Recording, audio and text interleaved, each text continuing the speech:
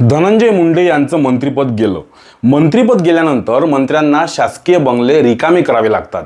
मात्र पद जाऊन 5 महिने झाले तरीही मुंडे यांनी शासकीय बंगला रिकामा न केल्याने 75 वर्षांचे मंत्री छगन भुजबळ जरा अस्वस्थ आहेत। शासकीय बंगला न सोडल्याचे कारण मुंडे यांनी दिले की त्यांची प्रकृती बरी राहत नाही। उपचारासाठी त्यांना मुंबईत राहावे लागते। मुंबईत त्यांचं हक्काचं घर नाही, म्हणून उपचारासाठी गेल्या 5 महिन्यांपासून फडणवीस त्यांना सातपुडा नावाच्या बंगल्यात राहू देत आहेत। मात्र गेल्या विधानसभा निवडणुकीत त्यांनी प्रतिज्ञापत्र दाखल केलं होतं तेव्हा मुंबईत त्यांचा फ्लॅट असल्याचा उल्लेख केला होता। तेथे खोटं बोलता येत नाही।